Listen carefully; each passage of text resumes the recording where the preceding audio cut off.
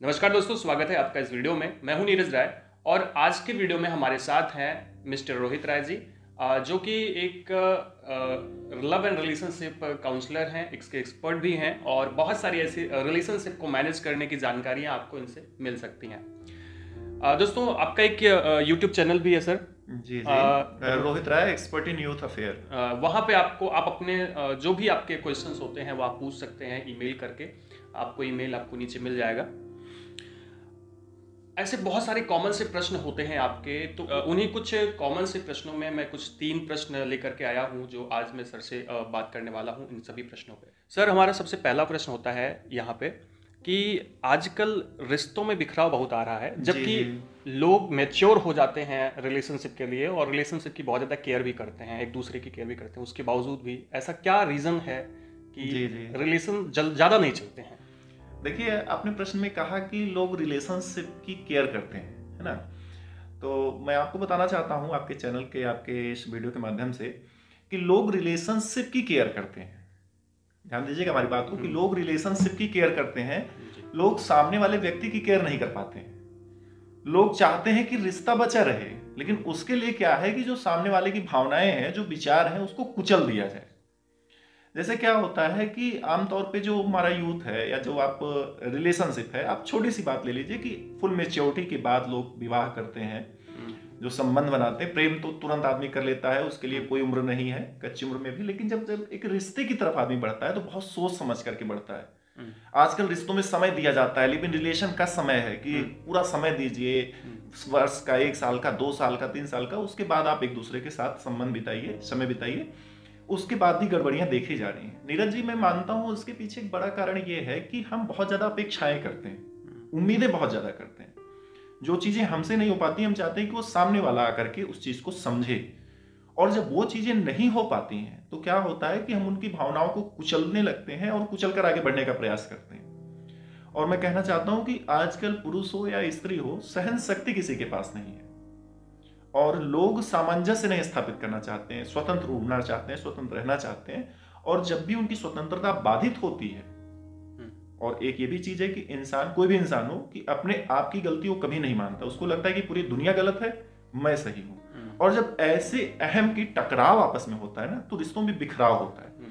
तो हम समाज में दिखाने के लिए रिश्तों को बचाना तो चाहते हैं, लेकिन वास्तव में हम सिर्फ रिलेशनशिप की फिक्र करते हैं। उसके संबंधी जो होता है, जो मनुष्य होता है, हम उसकी फिक्र नहीं कर पाते। मुझे लगता है कि ये सबसे बड़ा कारण है रिश्तों में बिखराव का। जी जी, बिल्कुल। तो मेरे हिसाब से आपको ये बात समझ में आई होगी कि रिश्तों में जो बिखराव होता है उसका मेन कारण क्या होता है। आगे से अगर आप रिलेशनशिप में रह रहे हैं तो समझदार बन के रहिए।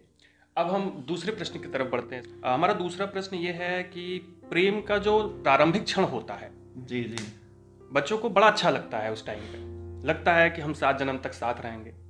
जी। लेकिन जैसे ही कुछ दिन बीतता है, वो रिलेशन में आते हैं, फिर वही प्रेम उनको काटने को दौड़ता है।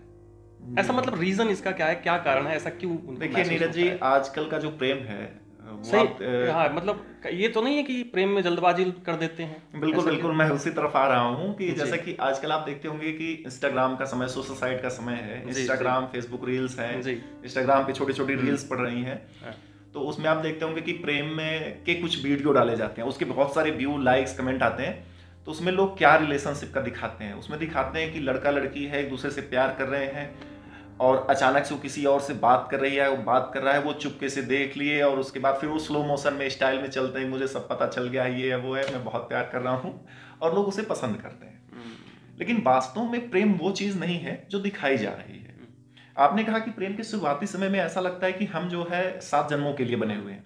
ऐसा इसलिए लगता है नीरज जी, क्योंकि जो शुरुआती दौर होता है, वो हमारी जो सोचने समझने की शक्ति होती है, वो हमको ये बताती है कि हाँ, ये जो चीज है हमारी, ये ही सब कुछ है।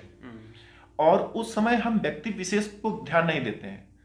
उसमें हमको ये लगता है ना, हम जिसकी तरफ आकर्षित हो रहे हैं उसको हम प्रेम समझ लेते हैं। जैसे फर्स्ट अट्रैक्शन क्या होता है कि आप किसी को देखे, अचानक से बहुत सुंदर सा चेहरा दिखा, बनावट अच्छी दिखी, हमको अगला व्यक्ति पसंद आ गया।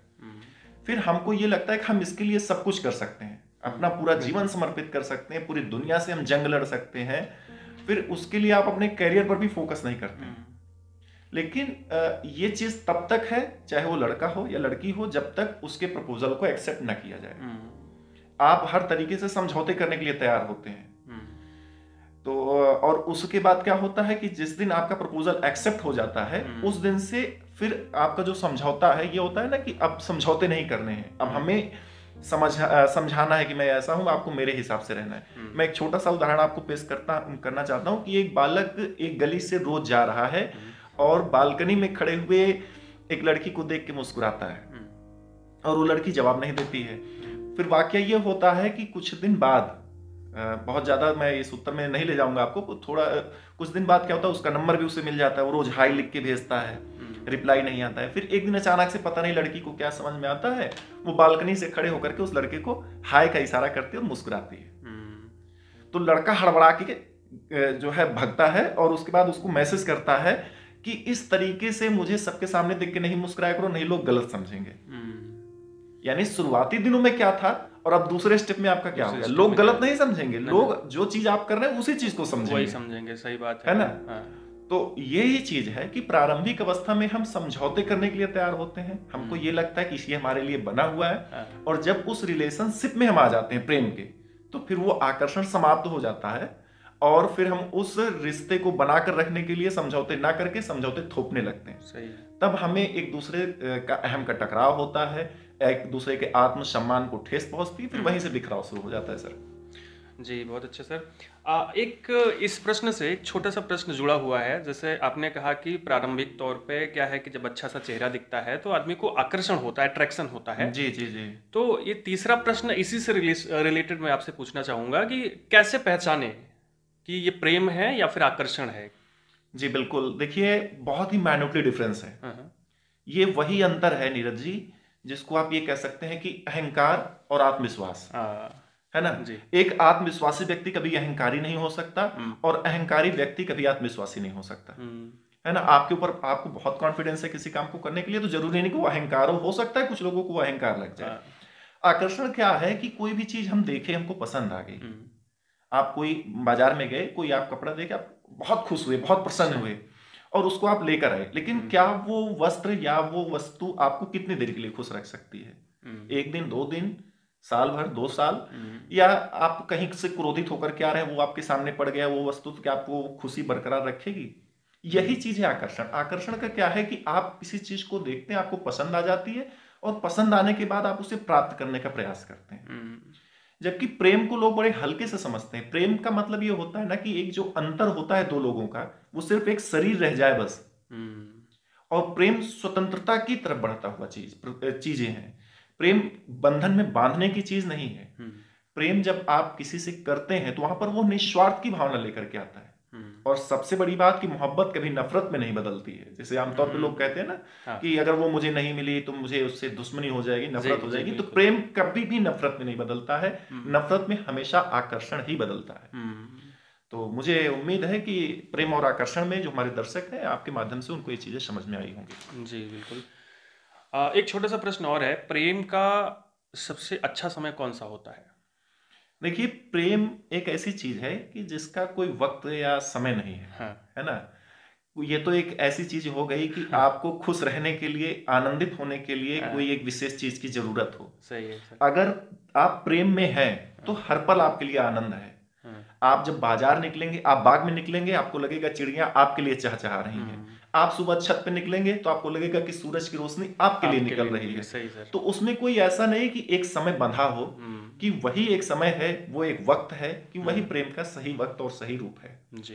प्रेम कभी भी किसी भी रूप में है, लेकिन बस ये है कि प्रेम आपको बंधन में कभी नहीं बांधेगा। ये चीज है और यही चीज हमारे युवाओं को समझने की आवश्यकता है। जी बिल्कुल। बहुत बहुत धन्यवाद सर हमारे साथ आने के लिए। दोस्तों, इन प्रश्नों से मुझे ऐसा लगता है कि आपको बहुत सारी जानकारी मिली होगी, आपके रिलेशनशिप से संबंधित, आपके लाइफ से संबंधित। इस तरह के और भी बहुत सारे वीडियोस देखना चाहते हैं तो चैनल को जरूर सब्सक्राइब करिएगा। हम लोग आगे आते रहेंगे, मिलते रहेंगे और इसी तरह से बातें करते रहेंगे। चलते हैं, मिलते हैं अगले वीडियो में।